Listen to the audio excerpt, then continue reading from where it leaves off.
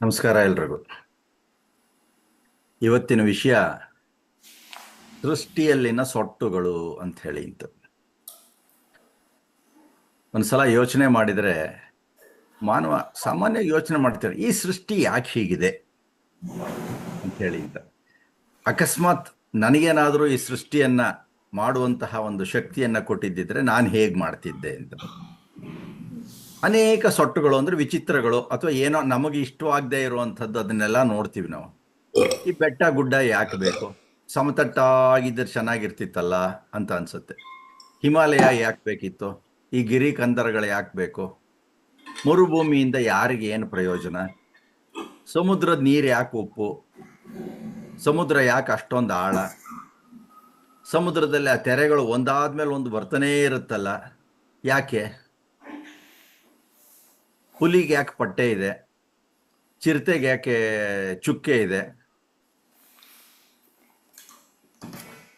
ಸೇಬು ಕಾಶ್ಮೀರದಲ್ಲೇ ಯಾಕೆ ಬೆಳೆಯುತ್ತೆ, ಮುತ್ತು ವಜ್ರ ಚಿನ್ನ ಇವೆಲ್ಲ ಭೂಮಿ ಒಳಗಡೆನೆ ಯಾಕೆ ಸಿಗುತ್ತೆ, ಜಿರಳೆ ತಿಗಣೆ ಸಿಂಬಳದ ಹುಳ ಯಾಕೆ ಬೇಕು, ಎಲ್ಲ ಏನೋ ಪ್ರಶ್ನೆಗಳು ಏನು ಒಂದಾದ್ಮೇಲೆ ಒಂದು ಬರ್ತಾ ಇರ್ತವೆ. ಅಂದ್ರೆ ಎಲ್ಲ ಸೃಷ್ಟಿನಲ್ಲಿ ಈ ತರದ್ದೆಲ್ಲ ಸೊಟ್ಟುಗಳು ಇವೆ ಅಂತ ಹೇಳಿ ಅಂತ. ಅದೆಲ್ಲ ಒಂಥರ ಸಮತಟ್ಟಾಗಿದ್ರೆ ಸಮವಾಗಿದ್ದಿದ್ರೆ ಈ ಸೊಳ್ಳೆ ಕೈಲಿ ಕಚ್ಚಿಸ್ಕೊಳ್ಳೋದು ತಿಗಣೆ ಕೈಲಿ ಕಚ್ಚಿಸ್ಕೊಳ್ಳೋದು ಅವೆಲ್ಲ ಇರ್ತಾನೆ ಇರಲಿಲ್ಲ. ಇನ್ನೂ ಚೆನ್ನಾಗಿರ್ತಿತ್ತು ಜೀವಗಳ ಹೊಂದಾಣಿಕೆ, ಅದೆಲ್ಲ ಅನ್ಸುತ್ತೆ. ಆದರೆ ಇದನ್ನೆಲ್ಲ ಸಮ ಮಾಡ್ತೀನಿ ಅಂತ ಏನಾದರೂ ಹೋದರೆ ಏನಾಗುತ್ತೆ ಅನ್ನೋದಕ್ಕೆ DVG ಅವರು ತುಂಬಾ ಚೆನ್ನಾಗಿ ಉತ್ತರವನ್ನು ಕೊಟ್ಟಿದ್ದಾರೆ.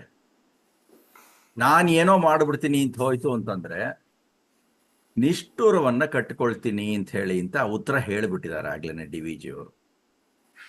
ಅಂದ್ರೆ ಮನುಷ್ಯರೊಂದಿಗೆ, ಪ್ರಾಣಿಗಳೊಂದಿಗೆ, ಪ್ರಕೃತಿಯೊಂದಿಗೆ, ಈ ಒಂದು ಜಗತ್ತಿನೊಂದಿಗೆ ಹೊಂದಾಣಿಕೆ ಇರಬೇಕು, ಸಹಾನುಭೂತಿ ಇರಬೇಕು ಅನ್ನೋದಕ್ಕೋಸ್ಕರನೇ ಈ ವಿಚಿತ್ರಗಳು ಸೊಟ್ಟುಗಳು ಅಂತ DVG ಹೇಳ್ತಾರೆ. ಸೃಷ್ಟಿಯ ವಿಧಾನದಲ್ಲಿ ಸೊಟ್ಟುಗಳು ನೂರಿಹವು, ನೆಟ್ಟಗಿಪೆನ್ ಅವನ್ ಎಂದು ನರರ ಚಿರದೀಕ್ಷೆ, ಇಷ್ಟಗಳ ಅನ್ಯೋನ್ಯವರೇಕೆ ಬಗೆದಿರರು, ನಿಷ್ಠುರ ಪ್ರಿಯರವರು ಮಂಕುತಿಮ್ಮ ಅಂತ ಹೇಳಿ. ಜೀವನದ ಚಿರಧರ್ಮ ಅಂತ ಅನ್ನೋದಕ್ಕೊಂದು ಶೀರ್ಷಿಕೆಯನ್ನು ಕೊಟ್ಟಿದ್ದಾರೆ. ನಿಜವಾಗ್ಲೂ ಅದು ಹಾಗೆ ಇರುತ್ತೆ ಅಂತ ಅನ್ಸುತ್ತೆ. ಈಗ ಕೇಳಿದಂತಹ ಪ್ರಶ್ನೆಗಳು ಸಾಮಾನ್ಯವಾಗಿ ಬರುತ್ತೆ. ಸೃಷ್ಟಿಯ ವಿಧಾನದಲ್ಲಿ ಸೊಟ್ಟುಗಳು ನೂರಿಹವು. ಒಂದ್ಸಲ ಅನ್ಸುತ್ತೆ ಅವಲೋಕನ ಮಾಡಿದರೆ ಸೃಷ್ಟಿ ಯಾಕೆ ಅಂತ ಹೇಳಿ ಅಂತ. ಈ ವಿಚಿತ್ರ ಅಥವಾ ಹೀಗಿರಬಾರ್ದಿತ್ತು ಈ ಸೃಷ್ಟಿ ಅಂತನ್ನೋ ಹಾಗೆ. ಕೆಲವು ಮರಗಳು ಅದೆಷ್ಟು ಎತ್ತರವಾಗಿ ಬೆಳೆಯುತ್ತೆ, ಕೆಲವು ಕುಬ್ಜವಾಗಿರುತ್ತೆ.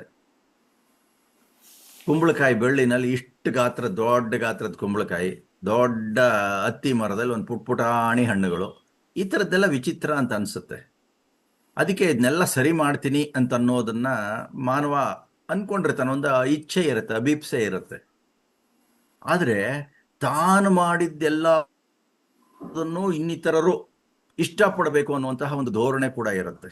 ಹಾಗಾಗಿ ನಿಷ್ಠುರವನ್ನು ಕಟ್ಕೋತಾರೆ. ಏಕೆಂದ್ರೆ ಭಗವಂತ ಸೃಷ್ಟಿ ಮಾಡಿ ಇಟ್ಬಿಟ್ಟಿದ್ದಾನೆ, ನಮಗೇನು ಮಾಡೋದಕ್ಕೆ ಉಳಿದಿಲ್ಲ. ಆದರೆ ನಾವೇ ಮಾಡ್ತೀವಿ ಅಂತ ಹೋದಾಗ, ಈಗ ಮನೆನೇ ಕಟ್ಟಿ, ಒಂದು ಸ್ವಂತ ಮನೆನೇ ಕಟ್ಟಿ ಅಂತ 100 ಜನನ ಗೃಹ ಪ್ರವೇಶಕ್ಕೆ ಕರಿತೀವಿ. ಇದು ಅಲ್ಲಿರ್ಬೇಕಾಗಿತ್ತು ಶೆಲ್ಫು, ಇದಿಲ್ಲಿ ಇರಬೇಕಾಗಿತ್ತು, ಬಾಗ್ಲಿ ಈ ಕಡೆ ಇರಬೇಕಾಗಿತ್ತು, ಅದಿದ್ರೆ ಚೆನ್ನಾಗಿರುತ್ತೆ. ಹೌದು, ನಮಗೂ ಅನ್ಸುತ್ತೆ ಹಾಗಂತ. ಆದ್ರೆ ಮಾಡೋಕ್ಕಾಗತ್ತಾ? ಹಾಗಾಗಿ ಪರಸ್ಪರ ಅನ್ಯೋನ್ಯತೆಯ ವಿಚಾರದಲ್ಲಿ ಗುಂಡಪ್ಪನವ್ರು ಹೇಳೋ ಹಾಗೆ, ಇಷ್ಟಗಳನ್ನು ಅನ್ಯೋನ್ಯವರೇಕೆ ಬಗೆದಿರೋರು. ಎರಡು ವ್ಯಕ್ತಿ ಸೇರಿದ್ರೆ, ಇಬ್ಬರು ಸೇರಿದ್ರೆ ಅದು ಎಷ್ಟು ಅಭಿಪ್ರಾಯ ಇರುತ್ತೆ ಅಂತ ಅನ್ನೋದು ಯೋಚನೆ ಮಾಡಿ. ನಾನು ಹೇಳೋದೇ ಸರಿ ಅಂತಂತೂ ಕೆಲವ್ರಿಗೆ ಅನ್ಸತ್ತೆ, ಇನ್ನೊಬ್ಬರ ಮೇಲೆ ತಮ್ಮ ಧೋರಣೆಯನ್ನು ಹೇರುವಂತಹ ಪ್ರಯತ್ನವನ್ನು ಕೂಡ ಮಾಡ್ತಾರೆ. ಅದರಿಂದ ಇವನ್ನೆಲ್ಲ ಒಂದ್ಸಲ ಯೋಚನೆ ಮಾಡಿದರೆ ಸೃಷ್ಟಿ ಹೇಗಿದೆ ಅಂತ ನಿಜವಾಗ್ಲೂ ತುಂಬಾ ಕುತೂಹಲಕಾರಿಯಾಗಿರುತ್ತೆ. ಹಾಗೇನೆ ಇಷ್ಟನೂ ಕೂಡ ಆಗುತ್ತೆ. ಅದರ ಅರ್ಥ ತಿಳ್ಕೊಂಡ್ಬಿಟ್ರೆ ನಿಜವಾಗ್ಲೂ ತುಂಬಾ ಇಷ್ಟ ಆಗುತ್ತೆ. DVG ಅವರ ಕಗ್ಗದಲ್ಲೇ ಸೃಷ್ಟಿಯಲ್ಲಿ ಜನವಾಕ್ಕು ಅಂತ ಹೇಳಿ ಅಂತ ಇದೆ. ಅಂದ್ರೆ ಜನರ ಮಾತುಗಳು ಹೇಗಿರುತ್ತೆ ಅಂತ ಆ ಶೀರ್ಷಿಕೆಯ ಅಡಿಯಲ್ಲಿ ನೋಡಿದರೆ ಈ ಸೊಟ್ಟುಗಳು ಅಂತನ್ನುವಂತಹ ವಿವರಣೆ ಸಿಗುತ್ತೆ ನಮಗೆ. ಸಾಮಾನ್ಯವಾಗಿ ರಸ್ತೆ ನೇರವಾಗಿರ್ಬೇಕು ಅಂತ ಹೇಳಿ ಅಂತ ಅನ್ಸುತ್ತೆ, ಅಂಕುಡೊಂಕುಗಳು ಇರಬಾರ್ದು, ಏರು ತಗ್ಗು ಇರಬಾರ್ದು ಅಂತ. ಅಕಸ್ಮಾತ್ ಯೋಚನೆ ಮಾಡಿ ನೇರವಾಗೇ ಇತ್ತು ಅಂತಂದ್ರೆ ಆಟೋ ಪೈಲಟ್ ಹಾಕಿದಂಗೆ ಸೀದಾ ಹೋಗ್ತಾರೆ, ನಿದ್ದೆ ಬಂದ್ಬಿಡುತ್ತೆ. ಅದಕ್ಕೆ ನಾ ಸೊಟ್ಟುಗಳು ಅವೆಲ್ಲ ಇರಬೇಕು, ಏರಿಳಿತಗಳಿರ್ಬೇಕು, ಕೈಗೂ ಕಾಲ್ಗೂ ಎಲ್ಲ ಕೆಲಸ ಇರಬೇಕು ವಾಹನದಲ್ಲಿ ಹೋಗುವಾಗ ಅಂತ.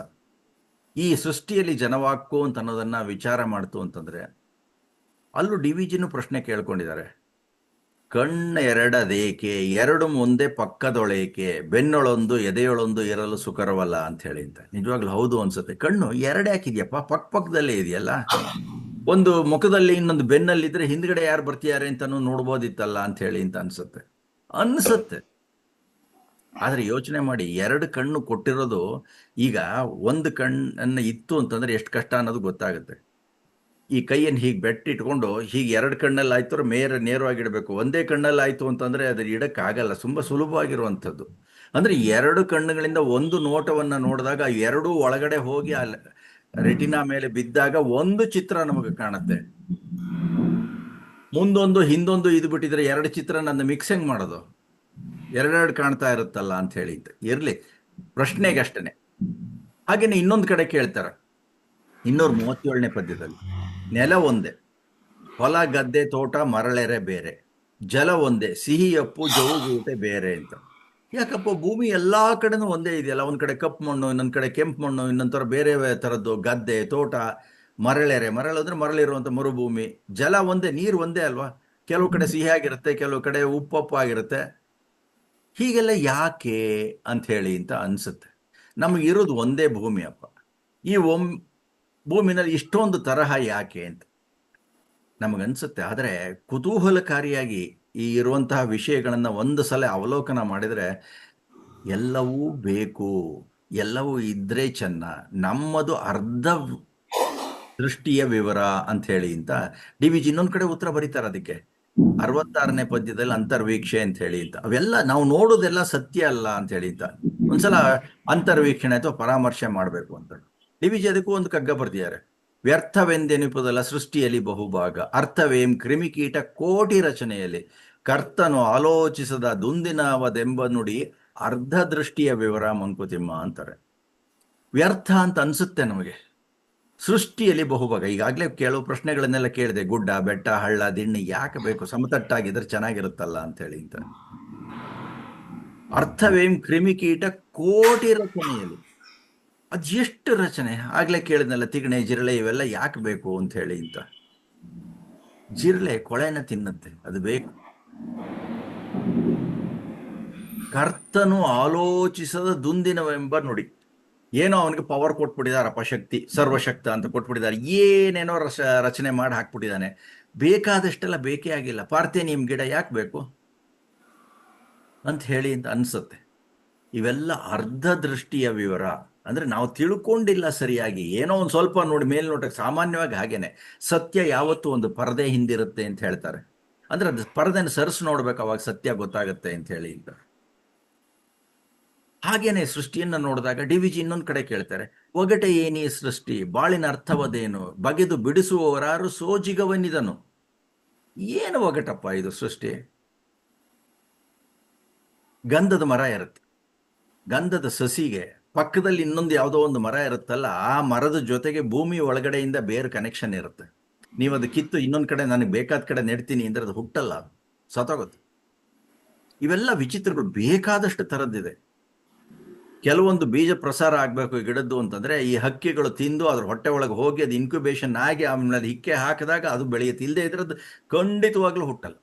ಇಂಥದ್ದೆಲ್ಲ ಬೇಕಾದಷ್ಟಿದೆ. ಸಾಲೋಮನ್ ಮೀನು ಸಮುದ್ರದಲ್ಲಿರುತ್ತೆ, ಮರಿ ಮಾಡಬೇಕು ಅಂದ್ರೆ ಸಿಹಿ ನೀರಿಗೆ ಬರುತ್ತೆ, ಬಂದು ಅಲ್ಲೇ ಮರಿ ಮಾಡಿ ಆಮೇಲೆ ಮತ್ತೆ ಹೋಗುತ್ತೆ, ಅಲ್ಲಿ ಸತ್ತು ಹೋಗುತ್ತದೆ ಅವಾಗ ಮರಿ ಮಾಡುವಾಗ. ಯಾಕೆ ಹಿಂಗೆಲ್ಲ ವಿಚಿತ್ರ ಅಂತ ಹೇಳಿ ಅಂತ ಅನ್ಸುತ್ತದೆ. ಆದ್ರೆ ಈ ಒಗಟನ್ನ ಬಿಡಿಸ್ಕೊಂಡು ಬುದ್ಧಿಯನ್ನು ಉಪಯೋಗಿಸ್ಕೊಂಡು ಅದನ್ನ ಅರ್ಥ ಮಾಡ್ಕೋಬೇಕು. ಆವಾಗ ಸಿಗುವಂತಹ ಆನಂದ ಇದೆಯಲ್ಲ, ನಿಜವಾಗ್ಲೂ ತುಂಬಾ ಚೆನ್ನಾಗಿರುತ್ತೆ, ಸಂತೋಷ ಆಗುತ್ತೆ. ಆಹಾ, ನಾನು ಇದನ್ನ ಬಿಡಿಸ್ಬಿಟ್ಟೆ ಈ ಒಗಟನ್ನ ಅಂತ ಹೇಳಿದ್ದೆ. ಅದಕ್ಕೆ ಒಗಟೆ ಏನಿ ಸೃಷ್ಟಿ, ಬಾಳಿನ ಅರ್ಥವದೇನು, ಬಗೆದು ಬಿಡಿಸುವವರಾರು ಸೋಜಿಗವನಿದನು ಅಂತ ಕೇಳಿದರು. ವ್ಯರ್ಥವೆಂದೆನಿಪುದಲ್ಲ ಸೃಷ್ಟಿಯಲ್ಲಿ ಬಹುಭಾಗ, ಅರ್ಥವೇಂ ಕ್ರಿಮಿಕೀಟ ಕೋಟಿ ರಚನೆಯಲ್ಲಿ ಅಂತ. ಗೆದ್ರಳು ಹುಳು ಯಾಕೆ ಬೇಕು, ಪಾಪಾಸ್ ಕಳ್ಳಿ ಗಿಡ, ಕಳೆ ಗಿಡ, ರಾಕ್ಷಸ ಪಟ್ಟೆ ಯಾಕೆ ಬೇಕು ಅಂತ ಅನ್ಸುತ್ತೆ. ಆದರೆ ರಾಕ್ಷಸ ಪಟ್ಟೆಯನ್ನು ಉಪಯೋಗಿಸ್ಕೊಂಡು ಇವಾಗ ನಾರನ್ನ ತೆಗಿತಾ ಇದ್ದಾರೆ. ಕರ್ತನು ಆಲೋಚಿಸದ ದುಂದಿನವೆಂಬ ನುಡಿ, ಸೃಷ್ಟಿಕರ್ತ ಸರಿಯಾಗಿ ಆಲೋಚನೆನೇ ಮಾಡಿಲ್ಲ, ಆತರಾತ್ರವಾಗಿ ಏನೋ ಸಿಕ್ತಲ್ಲ ಅಂತ ಮಾಡ್ಬಿಟ್ಟಿದ್ದಾನೆ ಅಂತ ಅನ್ಸುತ್ತೆ.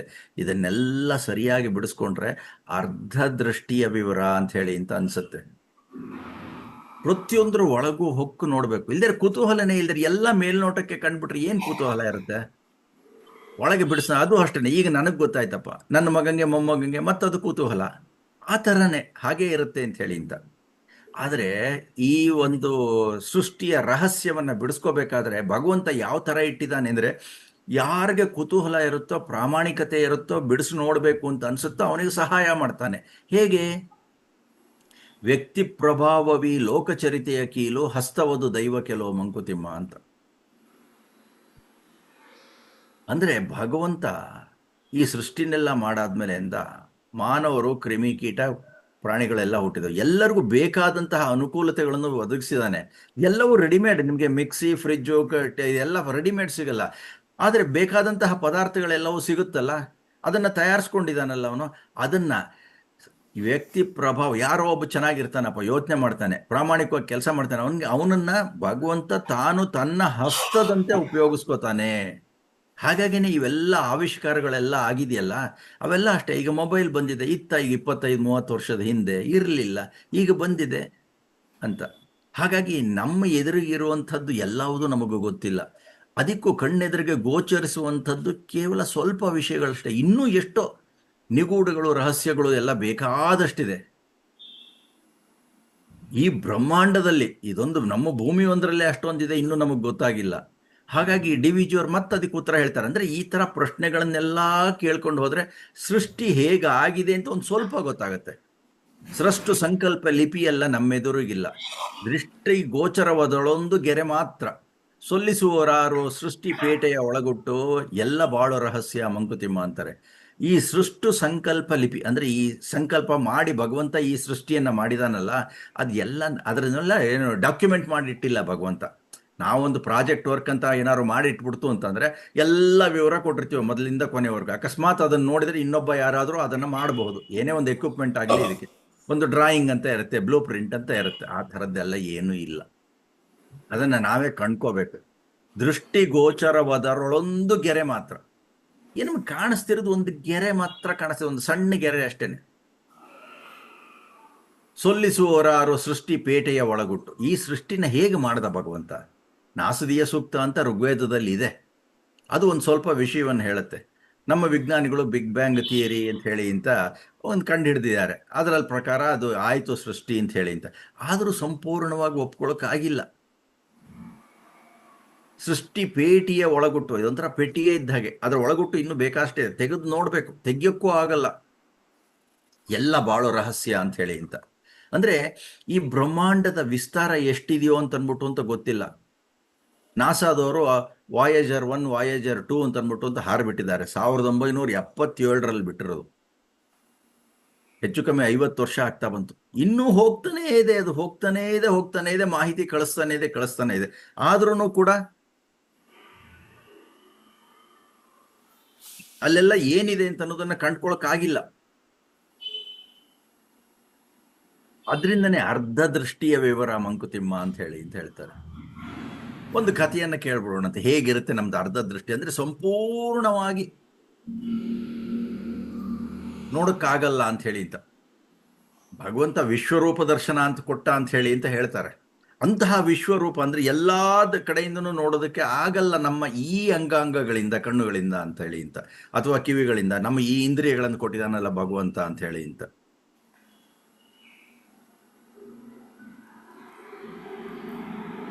ಅಂತಿ ಸಂತಂ ಜಹಾತ್ಯಂತಿ ಸಂತಂ ನ ಪಶ್ಯತಿ ವಿಷ್ಣೋಹ ಕರ್ಮಾಣಿ ಪಶ್ಯತ ನಮಮಾರನ ಜೀರ್ಯತಿ ಅಂತ ಒಂದು ವೇದ ಮಂತ್ರ. ಅಂದರೆ ಭಗವಂತನ ಜೊತೆನೇ ನಾವು ಇರಬೇಕು, ಅವನನ್ನು ಬಿಟ್ಟು ಇರೋಕ್ಕಾಗಲ್ಲ. ಅವನು ಕೊಟ್ಟಿರುವಂಥ ಈ ಇಂದ್ರಿಯಗಳಿಂದ ಭಗವಂತನನ್ನು ನೋಡೋದಕ್ಕಾಗಲ್ಲ ಅಂತ ಹೇಳಿ ಅಂತ ಒಂದು ವೇದ ಮಂತ್ರ. ಒಂದು ಕತೆ ಹೀಗಿದೆ. ಒಂದು ಸಲ ಮಹಾಭಾರತದ್ದು ಸಮಾರಂಭ, ಒಂದು ಅತಿರಥ ಮಹಾರಥರು ಎಲ್ಲರೂ ಕೂತಿದ್ರು, ಆಸ್ಥಾನದಲ್ಲಿ ಎಲ್ಲರೂ ಕೂತಿದ್ರು.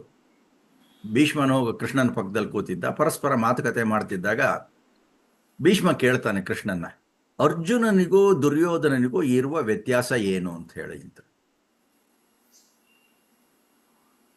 ಕೃಷ್ಣ ಹಾಗಾದ್ರೆ ಪರೀಕ್ಷೆನೆ ಮಾಡ್ಬಿಡೋಣವಾ ಅಂತ ಅಂದ್ಬಿಟ್ಟು ಅಂತ ಕೇಳ್ತಾನೆ. ಆಯ್ತು, ಪರೀಕ್ಷೆ ಮಾಡೋಣ ಅಂತ ಹೇಳಿ ಅಂತ